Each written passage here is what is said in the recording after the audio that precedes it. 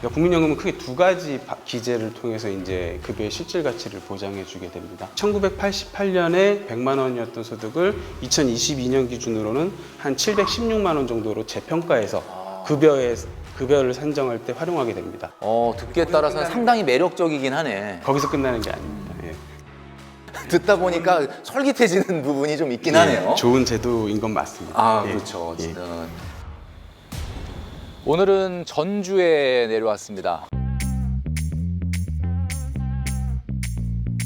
요즘 뭐 물가도 굉장히 높고 살림살이가 정말 팍팍한데 노후 문제가 더 걱정일 수밖에 없겠죠. 여기에 국민연금공단이 있다고 합니다. 국민연금이라고 하면은 참 애증이라는 단어가 떠오르죠. 그래서 오늘은 국민연금의 모든 것, 오해와 진실을 한번 낱낱이 파헤쳐 보도록 하겠습니다.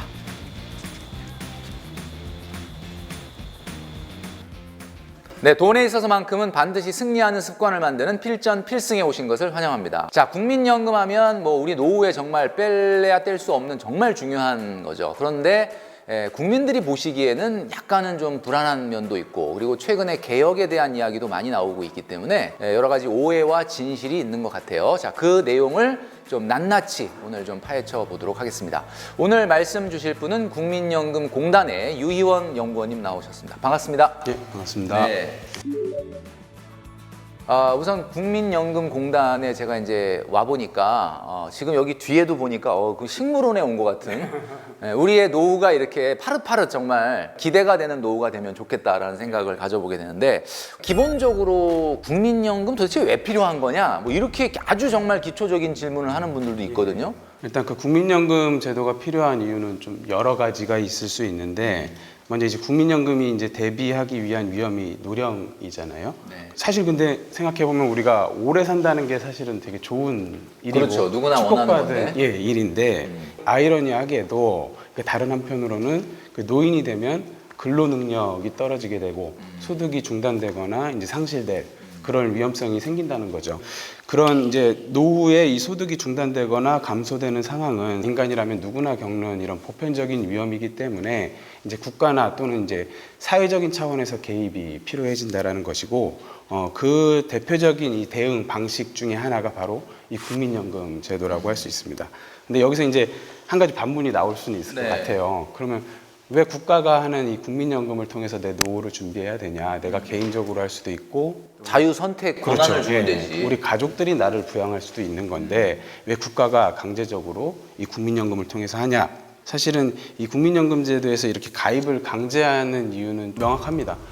우리나라 노인 빈곤율이 지금 40%에 육박하는데 그 이유가 우리나라 국민연금 제도가 다른 국가들에 비하면 길게는 한 100년 정도 늦게 도입됐거든요. 100년이요? 예. 독일 같은 경우는 1800년대 후반에 이미 공적연금 제도를 만들어서 운영을 했기 때문에 길게는 100년 이상 지체된 건데, 그 100년이라는 긴 기간 동안 이 노후에 대한 책임을 개인들에게 맡겨놨다라는 거예요. 그동안은. 그러면 이제 개인들이 그럼 알아서 노후를 준비를 잘했으면 지금과 같은 심각한 노인 빈곤 문제는 없었겠죠. 그렇게 안 했을 때에는 이제 노후에 빈곤해질 위험성이 높기 때문에 국가가 아무래도 그런 사회적 책임을 다하기 위해서 어쩔 수 없이 이제 의무 가입을 시킨다라는 부분을 좀 그렇게 이해해 주셨으면 좋겠고, 우리나라의 국민연금 같은 제도를 운영하는 거의 대부분의 국가들은 이 연금을 강제 방식으로 운영하고 있습니다. 다른 나라도? 예. 절대 뭐 이제 국가가 이제 세금을 더 걷기 위해서 뭐 보험료를 이게 의무적으로 걷는다거나 이런 부분은 절대 아니다라는 거를. 이건 국민연금은 세금은 아니니까. 그렇죠. 이제 사회보험료로 이제 납부를 하는 건데, 이게 결국은 여러분들의 이제 그 노후를 위한 수단이니까 그런 측면에서 좀 긍정적으로 이 국민연금을 바라봐 주셨으면 좋겠습니다. 예. 가장 이제 궁금한 것은 최근에 이제 개혁에 대한 움직임이 있습니다. 그죠? 그 개혁의 방향이나 또 개혁이 왜 필요한지 이런 부분에 대한 걸 좀 국민들한테 조금 얘기해 주신다면 어떻게 얘기할 수 있을까요? 네, 사실 그 국민연금 제도가 지금 안고 있는 여러 가지 과제들이 있는데, 그 중에서 대표적인 게 이제 재정 안정성 문제입니다. 많이 들어보셨겠지만 뭐 기금이 소진된다, 그래서 뭐 연금을 못 받는다, 이런 우려들이 제기되면서 이제 개혁을 해야 된다는 얘기가 나오고 있는데요. 그 중에서 이제 말씀하신 보험료율 얘기가 나오는 건 자기 소득의 9%를 보험료로 내고, 급여는 지금 뭐 개혁이 완료되면 되는 시점이 되면 한 40%의 소득 대체율을 받게 돼 있습니다. 여기서 소득 대체율이라는 거는 본인이 받았던 평균 임금의 한 40% 정도는 국민연금에서 책임져 준다는 거잖아요. 그렇죠. 이제 만기 가입했을 네. 경우에는 그 정도의 연금을 받을 수 있다라는 거고, 이게 그 다른 국가들과 비교했을 때는 상당히 좀 수지 불균형한 구조들이 있습니다. 이제 수지 불균형. 그러니까 내는 돈에 비해서 너무 많이 주게 처음에 설계를 그렇죠. 했다는 거예요. 예. 그러다 보니까 이제 그런 것들이 이제 재정 좀 적자분이 쌓이다 보면 나중에 국민연금의 재정적 안정성이 좀 위태로울 수 있으니까 지금부터 미리 이제 보험료율을 어느 정도 조금 수지 균형을 맞출 수 있도록 올려가자라는 차원에서 최근에 이런 보험료 그럼 요율을 올려야 되는. 예. 근데 이제 연구원님이 보시기에는 어떤 방향으로 개혁하는 것이 가장 연구원님이 생각하실 때는 좀 바람직하다. 사실 그 우리가 얘기하는 그런 복지 선진국들의 어떤 노인의 삶의 모습을 그려보면 굉장히 우리에 비해서 안정적인 노후 생활을 보내고 있거든요. 뭐 많이 들어보셨겠지만 한국은 지금 노인 빈곤율이 이게 다른 국가들의 평균에 비해서 한 3배 이상 높은 수준을 계속 유지하고 있습니다. 그만큼 노인들의 삶이 어렵다는 얘기인 거고, 그럼 외국은 어떻게 그렇게 노인분들이 좀 더 안정적인 삶을 사냐? 그 답은 사실은 적정 수준을 부담하고 적정 수준의 연금을 받기 때문에 이분들은 우리보다는 상대적으로 안락한 노후를 보내신다라고 보고, 지금 연구원님 말씀하셨던 그 외국의 사례다라고 하면 주로 유럽을 그렇죠. 얘기하시는 유럽 거죠? 복지 국가들이 유럽의 복지 국가들은 이런 공적연금을 과연 몇 % 정도 뗍니까? 대략적으로? 지금 OECD 국가들의 평균 보험료율이 한 18% 정도 됩니다. 18%. 우리나라보다 한 2배 이상을 내고 그러면 자기 소득의 무려 거의 5분의 1 정도를 공적연금으로 낸다는 맞습니다. 거예요? 예. 그래서 우리나라도 이제 뭐 당장 부담을 뭐 크게 높여가지는 못하겠지만 중장기적으로는 적정 수준을 부담하고 적정 수준의 연금을 받아서 안락한 노후를 보내는 게 바람직한 큰 방향이라고 생각을 합니다. 가까운 예로는 공무원연금 생각해 보시면 될 것 같아요. 공무원연금도 제도 좋은 거는 많이들 알려져 있잖아요. 근데 공무원연금은 보험료율이 18%입니다. 똑같이. 공무원연금은 실제로 요율도 높고 만약에 기금이 사실은 뭐 소진되거나 고갈되다 하더라도 그 차액 급여액을 세금으로 메워주도록 되어 있잖아요. 공적연금 중에 하나인 이제 국민연금 같은 경우는 뭐 혹시 원래 주겠다라고 하는 차액을 법적으로 보장해주거나 이러지는 않으니까 우리가 재정의 안정성을 빨리 확보해야 된다 뭐 이런 내용이라고 봐야 되겠죠, 그죠? 한 가지 좀 더 이제 좀 설명을 드리면, 일단 기득권에 대해서 침해하지는 않습니다. 개혁을 한다 하더라도 기존에 내가 그 보험료를 내서 확보한 급여에 대해서는 절대 건드리지 못하죠. 예, 그런 건 없고, 다만 이제 중장기적으로 우리나라가 지금처럼 출산율이 계속해서 떨어진다거나 이런 좀 이 연금 재정을 둘러싼 환경이 좀 악화된다면 이제 장기적으로 뭐 보험료율을 더 올리거나 뭐 급여를 낮추거나 이런 조치들이 있을 수는 있지만 기존에 내가 확보한 수급권을 침해하지는 않습니다. 그러면 이제 좀 뜬금없는 질문이긴 한데 이민을 가게 되면 국민연금은 어떻게 돌려주나요? 어떻게 되나요? 그 반환 일시금 제도라는 게 또 있습니다. 이제 많은 분들이 오해하시는데 이제 뭐 국민연금을 계속 내기만 하고 나한테 어떤 상황이 생겼을 때 그냥 국가가 다 가져가는 거 아니냐 이런 오해를 하시지만 특정 사유가 있을 때에는 이제 반환 일시금으로 이렇게 돌려주게 됩니다. 낸 돈에 원금만 주는 겁니까? 플러스 이자를 플러스 감안해서. 이자를 예. 저도 돌려준다. 그러니까 반환에 대한 그 제도가 있다 이렇게 말씀해 주셨는데 혹시 내가 장수해서 연금을 오래 받는 거면 굉장히 좋겠지만 좀 생각보다 좀 조기에 사망을 한 경우는 어떻게 되나요? 그렇게 되면은 어떻게 보면은 내가 낸 돈보다 뭐 굉장히 뭐 몇 년 못 받고 연금이 끝날 수도 있다라는 그런 생각을 하는 분들도 많거든요. 네, 일단은 그 유족연금이라는 거를 통해서 이제 남아있는 유족분들에게 연금이 지급이 되고요. 국민연금이 단순히 이제 노인이 됐을 때 받는 노령연금만 있는 게 아니라 방금 말씀드린 유족연금도 있고요. 또 가입기간 중에 발생하는 만약에 장애가 발생했을 때는 장애연금을 드리기도 합니다. 가입기간 중에 장애가 발생하면 가입기간 중에 소득활동이 중단될 거 아니에요. 그러니까 만약에 이제 그 노령연금 수급 요건을 이미 채우신 분이라면 그걸 기준으로 연금액을 주게 되고요.